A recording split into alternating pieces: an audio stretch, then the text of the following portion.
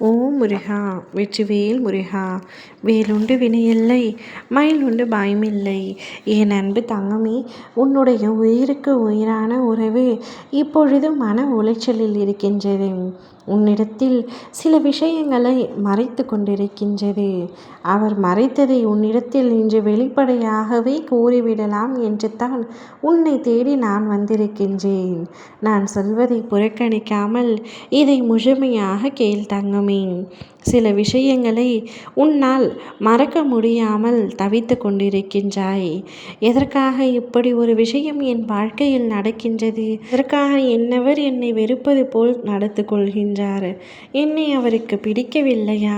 எதற்காக என்னை உதாசீனப்படுத்துகின்றார்? எப்பொழுதும் ஏதோ ஒரு ஞாபகத்தில் அவரையே மறந்து அவர் இருக்கின்றாரே. இவர் இப்படிப்பட்ட ஆள் கிடையாது. ஆனால் சில நாட்களாக அவருடைய குணாதிசயங்களில் பல மாற்றங்கள் இருக்கிறதே என்று நீ வருத்தப்பட்டு கொண்டிருக்கின்றாய். மாற்றத்திற்கான காரணம் வேறு ஏதாவது இருக்குமா என்று பல சந்தேகங்கள் உன் மனதிற்குள் ஏற்படுகின்றன. ஆனால் நீ அதிகமாக யோசிக்க வேண்டியதில்லை. அவர் உனக்கு தெரியாமல் ஒரு சில விஷயங்களை மறைத்து கொண்டிருக்கின்றார், பொய் பேசுகின்றார். ஆனால் அது உனக்கு சில சமயங்களில் புரிந்தாலும் அவர் சொல்வதை உன்னால் நம்பாமல் இருக்க முடியவில்லை. ஏனென்றால் அந்த அளவிற்கு நீ அவர் மீது நம்பிக்கை வைத்திருக்கின்றாய். என்னவர் என்னிடத்தில் பொய் உரைப்பதில்லை, எதுவாயினும் என்னிடத்தில் தான் முதலில் கூறுவார் என்று அசைக்க முடியாத நம்பிக்கையை வைத்திருக்கின்றாய். எப்பொழுதும் உண்மையான அதீதமான அன்பும் கண்மூடித்தனமான நம்பிக்கையும் ஏமாற்றத்தை தான் கொடுக்கும்.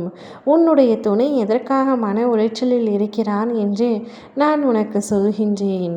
சுற்றி முற்றி அனைத்து இடங்களிலும் அவர் கடன் வாங்கியுள்ளார். எதற்காக கடன் வாங்க வேண்டும்? என்ன தேவை அவருக்கு அப்படி இருக்கிறது என்று நீ என்னிடத்தில் கேட்காதே. உன்னவரை பார்த்து நீ கேள்.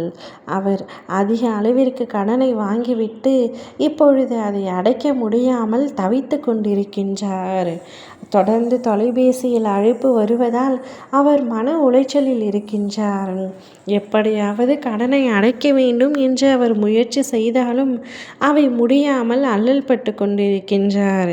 இந்த விஷயத்தை உன்னிடத்தில் சொன்னால் நீயும் சண்டைத்தான் இடுவாய் என்ற பயத்தில் உன்னிடத்தில் கூறாமல் மறைத்து கொண்டிருக்கின்றார். அதனால் அவர் யாரிடத்திலும் பேச முடியவில்லை. மிகுந்த மன வருத்தத்தில் இருக்கின்றார். அவர் மன வருத்தமே இப்பொழுது மன உளைச்சலுக்கு காரணமாக இருக்கின்றது.